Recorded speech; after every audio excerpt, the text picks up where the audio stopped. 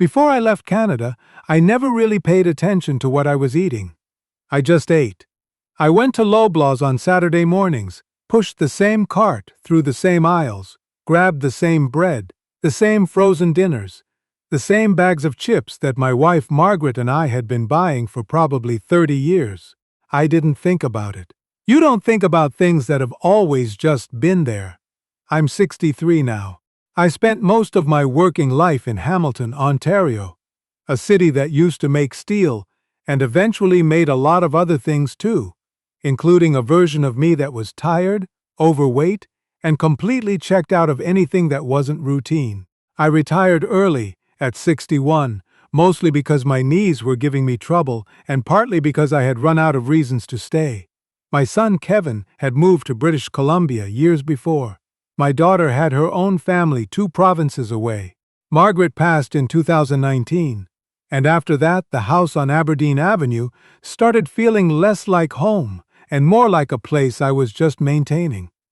A friend of mine named Walter had been living in the Philippines for about 3 years. We had worked together at the plant for over 2 decades, and when he retired he just left. Packed up, said goodbye to winter, and went. I thought he was having some kind of late-life crisis. I remember calling him maybe 6 months after he left, and he sounded like a completely different person. Lighter, somehow. I couldn't explain it at the time. I just figured it was the novelty of somewhere new. But then I visited him for 3 weeks, and then I came back, and then I went back again for 2 months, and then I stopped coming back. I want to be clear about something before I go further. I didn't move here because of the food. That would be a strange reason to uproot your life at 61. I came because Walter was here, because the cost of living made sense on a pension, because the winters in Hamilton had started to feel genuinely cruel, in a way I couldn't keep pretending was just character building. Food was not on my list of reasons. Food was not something I thought about at all. And yet, within the first few weeks of actually living here rather than visiting, food was the first thing I noticed, not in the way I expected to notice anything, not dramatically, just a slow accumulation of small things that eventually added up to something I couldn't ignore. The first thing was the bread. I had bought a loaf at a local bakery near the market, where I'd started doing my shopping.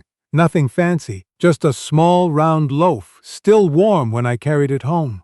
I left half of it out on the counter because I wasn't planning to finish it that evening. By the second morning it had started to go. Not completely. It was still fine to eat, but I could see it was moving in that direction. Mold starting at one edge. And my first reaction, honestly, was irritation. I thought there was something wrong with the bread. I thought maybe I needed to find a different place to buy it. Back in Canada, bread didn't do that.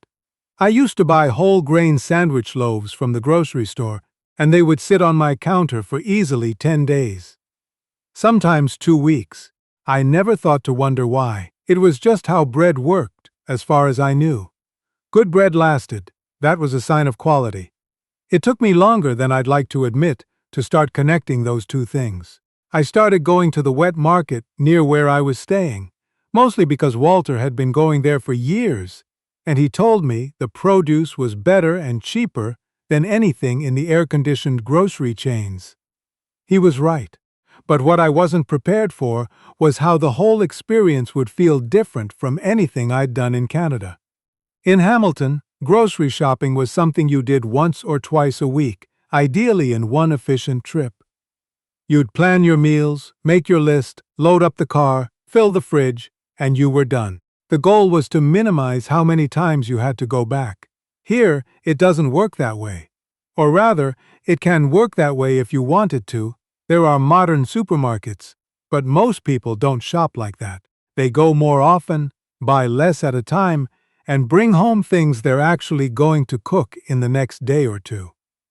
I started doing the same thing, not because it was some deliberate lifestyle choice, but because it was simply how the rhythm of the neighborhood worked. The market was close. Going every couple of days was easy, and the food was always fresher if you didn't stockpile it. What I didn't expect was how much that would change the way I thought about eating. When you shop twice a week in Canada and fill a refrigerator for 2 weeks, there's a kind of disconnection that happens. The food is in there somewhere, packaged and preserved, waiting. You forget what you bought. Things get pushed to the back. You find something expired and you throw it away without much thought. The food is already abstracted from its source by the time it gets to you, processed, wrapped, labeled, date-stamped, to tell you how long it has been deemed acceptable to eat. Here I was buying eggplant that still had dirt on it, fish that had been pulled from the water that morning, tomatoes that bruised if you weren't careful with them. And because these things would turn in a day or two, I actually had to think about what I was going to do with them. I had to cook them. I had to be present about it in a way that I hadn't been in years. I realized at some point that I had spent a significant portion of my adult life treating food as a logistics problem. How do I get enough of it into the house with minimum effort so that I don't have to deal with it again for a while? The actual eating was almost secondary. The cooking was something I tried to minimize. In Canada, I had gotten very good at building a week of meals around things that required almost no active thought. Grab something from the freezer, heat it up, eat it over the sink, or in front of the television. I told myself this was just the reality of a busy life. I was working full-time. I was tired. Everyone ate like this.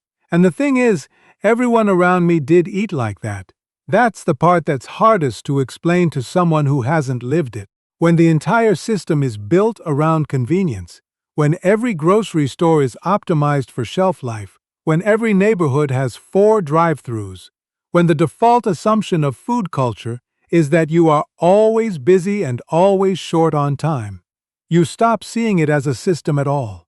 It just feels like reality, like the way things are. I want to be fair here because I think it matters. Canada does not have uniquely bad food. That's not what I'm saying, and I'm not standing here on some Southeast Asian island pretending I've discovered the secret to health and happiness. The Philippines has plenty of processed food, plenty of sugary drinks, plenty of fast food chains in the malls. This is not a video about paradise. I don't believe in those videos and I don't want to make one. What I am saying is that living here changed my baseline. It reset something in me that I didn't even know needed resetting. When I went back to Canada to visit Kevin last year, the grocery store was one of the first places I ended up. Kevin wanted to do a big shop so we could cook at home while I was there, which I appreciated. And I remember standing in the cereal aisle and feeling something I could only describe as bewildered. The aisle seemed to go on forever. Every box was bright, loud, shouting something about fiber or protein or whole grains or being good for your heart. I counted 6 different versions of the same brand of oatmeal. 6. Each one claiming to be slightly different in a way that probably required a nutrition degree to actually evaluate. And I thought, when did this become normal? When did buying oatmeal require this many decisions?